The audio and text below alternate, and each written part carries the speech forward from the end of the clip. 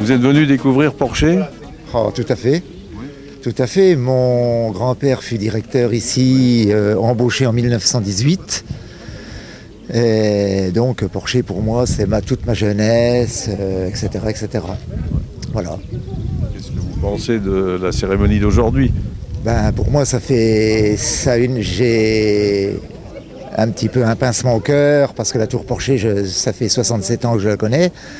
Et donc c'est sûr que là de la voir démolir, Revin c'était toute ma petite jeunesse quoi.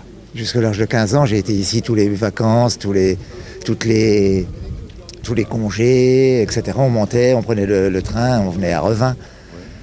Et donc, Porcher, ma maman, elle est en photo devant les usines en 1935. Vous avez suivi les productions? Un petit peu.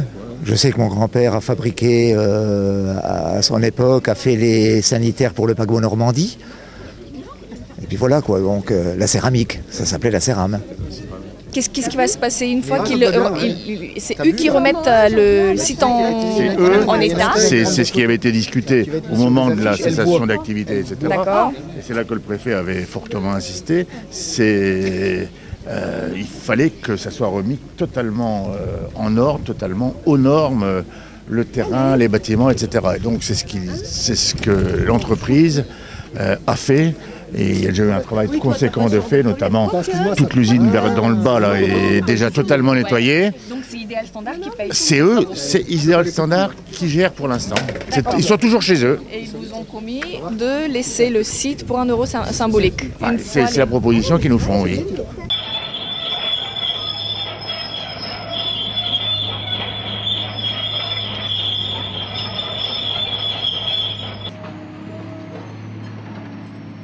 En cours de démolition, ce qui est effectué, il nous reste la tour Porcher et la partie fonderie. Donc cette démolition s'est passée en plusieurs phases. On a d'abord procédé à un désamiantage, suivi d'un curage et maintenant la déconstruction mécanique. S'en suivra une opération de remblaiement et de finition par une étanchéité sur la surface. Donc aujourd'hui, on a réutilisé et recyclé une partie des matériaux sur site pour remblayer.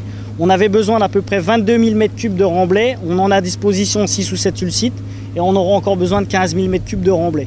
Voilà, donc maintenant on va s'approcher un peu plus loin, on va permettre de voir la démolition avec la pelle grand bras que vous pouvez voir derrière. Donc c'est une pelle qui fait 30 mètres de haut, qui permet de travailler à 30 mètres de haut, c'est une pelle Caterpillar. Et on va démonter le bâtiment qu'on appelle par une technique de grignotage ou de déconstruction mécanique avec des cisailles ferraille et des cisailles béton. Voilà.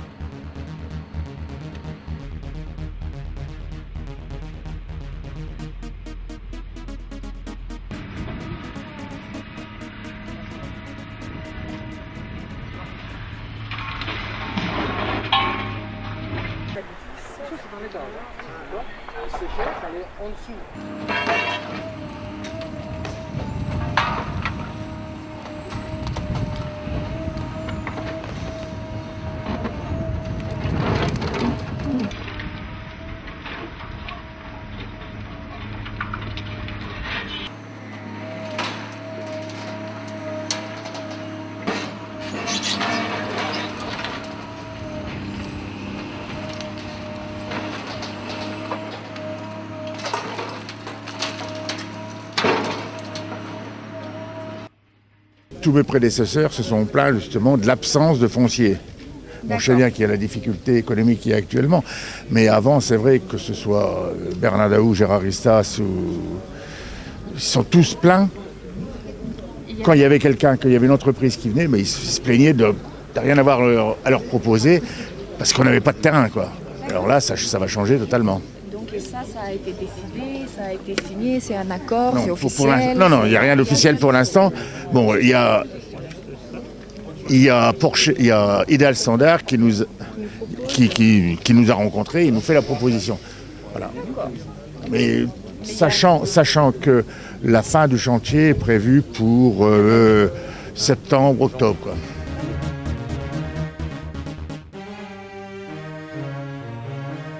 Process céramique, on avait différentes choses à traiter, donc un démantèlement intérieur, notamment au niveau des fours.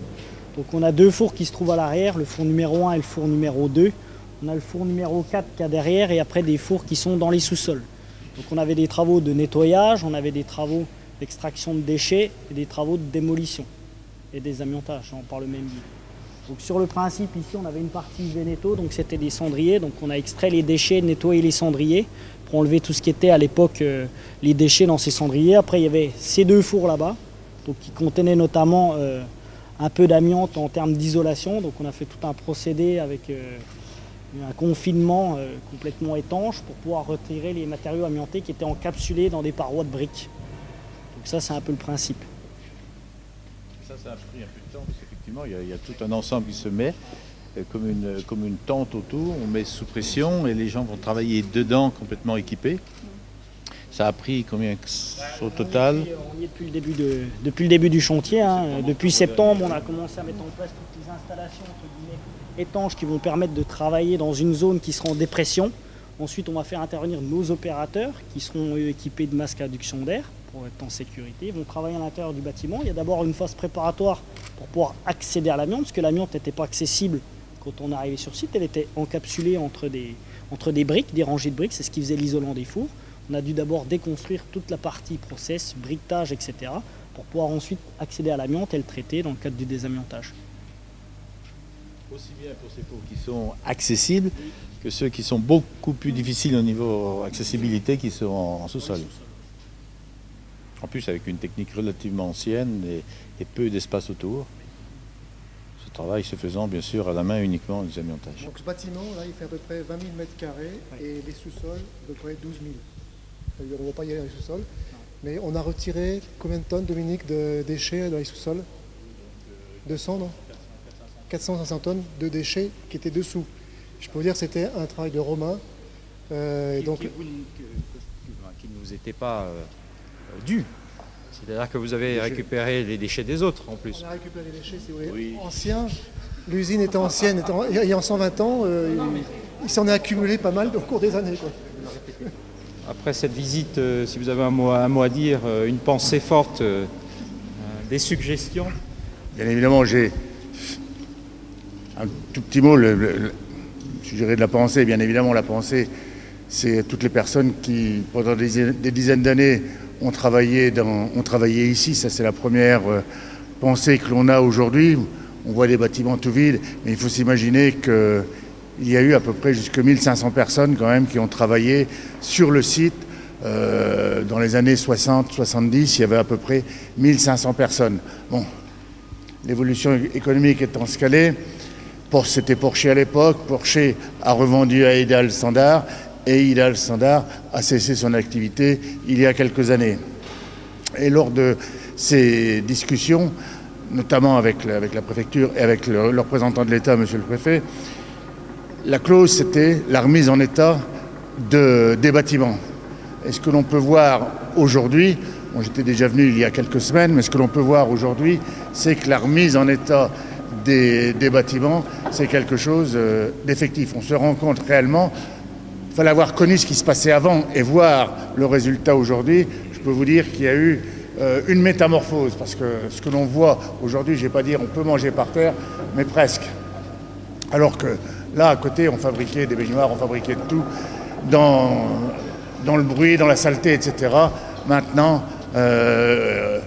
on est ici. Donc, félicitations à l'entreprise Ideal Standard pour cette partie de remise en état, et aussi pour l'entreprise de démolition Ferrari, je crois, c'est ça, qui a fait, on peut s'en apercevoir, un travail conséquent. Bien, effectivement, Alain Roy vient de le dire, un sentiment finalement relativement mitigé aujourd'hui, puisque Alain l'a rappelé, ces générations qui ont bossé ici dans cette vallée de la Meuse qui nous est si chère, moi en tant que conseiller général du canton voisin, où également on a connu des drames industriels il y a quelques années. Donc j'allais dire aujourd'hui un sentiment mitigé, la satisfaction de voir un travail réalisé dans les règles de l'art, avec les explications qui nous ont été données tout à l'heure, mais toutes ces pertes d'emplois et ces pans de l'industrie ardennaise qui ont disparu et qui ont commencé à disparaître au début des années 80. Donc je dois dire que je suis un petit peu triste aujourd'hui. Et puis j'allais dire un vrai challenge également dans le cadre de ces reprises de friches industrielles. Il y en a un certain nombre aussi sur le secteur sur lequel je suis élu qu'il faudra, j'allais dire, prendre en main. Moi, je suis heureux que les choses se passent comme ça malgré tout aujourd'hui. Mais sachez, monsieur le maire, puisque vous avez évoqué un certain nombre de perspectives d'avenir avec ces espaces qui se libèrent ici dans le centre, à proximité du centre de la ville de Revin, à proximité du fleuve, donc avec un certain nombre aussi de travaux qui ont été réalisés depuis un certain nombre d'années. Et je crois qu'il est important aussi d'insister, monsieur le préfet, puisqu'on évoquait tout à l'heure ces zones inondables à proximité de cette entreprise, que les travaux qui ont été réalisés sur le fleuve et ses affluents ont aussi des conséquences positives et c'est des choses qui ne doivent pas faire peur à d'éventuels investisseurs qui doivent venir ici. Merci à l'entreprise de nous avoir donné l'opportunité collectivement de découvrir ce chantier. Et comme l'a dit le vice-président du Conseil général, représentant le président, si bien entendu il y avait des projets d'avenir ici sur ce site, l'État, bien entendu, prendra toute sa part de responsabilité pour vous accompagner. Là, c'est très clair.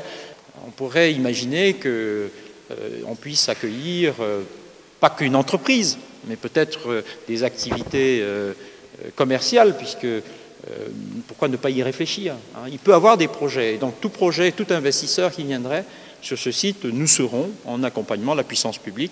J'imagine bien le conseil régional aussi. Hein, ils ne sont peut-être pas représentés, mais je n'ai aucun doute là-dessus. Vous aurez à vos côtés la puissance publique pour vous accompagner dans cette perspective. Ce que je disais à M. Marceau, c'est que s'il cédait le site à une entreprise privée ou à un privé, on aura du mal, puissance publique, à vous accompagner. Alors que si vous donnez à vous, on n'aura plus de facilité à vous accompagner. Donc voilà, j'espère que cette perspective-là, elle va complètement se dessiner et s'achever pour Revin, qui permettra et qu'elle permettra bien entendu d'envisager la suite dans de meilleures conditions. Et je terminerai en redisant vraiment tout mon soutien aux anciens employés de Idéal Standard qui n'ont pas retrouvé de situation professionnelle particulière, donc qui sont bien entendu au chômage, en disant que bien entendu on continuait à penser à eux bien sûr et à être à leur côté à travers tous les dispositifs que nous avions. Voilà, je vous remercie. Je voudrais reprendre en tant que chef d'entreprise la pensée de monsieur le maire et que vous avez soulevée aussi tout à l'heure. Au niveau du personnel, il y a eu beaucoup de personnes qui ont travaillé ici jusqu'à 1500. Il y en a eu 150 sur la fin. Mais j'ai effectivement une pensée pour eux. Nous avons été contraints pour des raisons de surcapacité à fermer cette entreprise. J'avais dans l'objectif deux choses. La première, c'est assumer les responsabilités sociales, je l'ai très bien dit, et assurer une responsabilité industrielle qui fait partie, dans laquelle on peut retrouver la partie environnement. Et ça, depuis le début, effectivement, après une petite réunion houleuse le matin, mais c'était normal, c'était trop tôt, nous avons fonctionné, je dirais, honnêtement des deux parties, des trois parties, la L'Oréal étant omniprésente au collet, comme vous le disiez tout à l'heure. Et je pense qu'en étant honnête de A à Z, c'est quelque chose. Vous avez soulevé le plan et parlé de la convention de revitalisation qui a très bien fonctionné. Je rajouterais que dans le plan social que nous avions aussi, par obligation, un plan de reclassement qui a fonctionné. Nous avons accompagné l'ensemble du personnel pendant 18 mois avec une prolongation derrière de 3 mois. Et ceci nous a permis, effectivement, avec un support pratiquement de 6 personnes, à retrouver un certain nombre de postes. Malheureusement, l'ensemble, la totalité n'ont pas retrouvé des postes.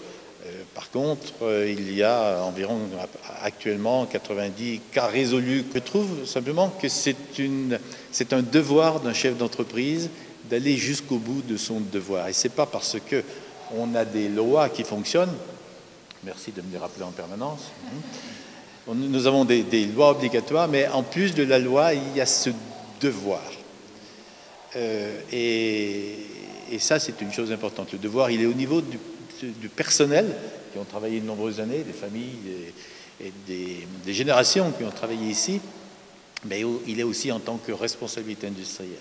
Et je voudrais le dire et ajouter à ce que vous disiez, c'est que je pense que c'est une culture d'industriel qui permet d'arriver à ceci, quel que soit le niveau de l'industrie culturelle.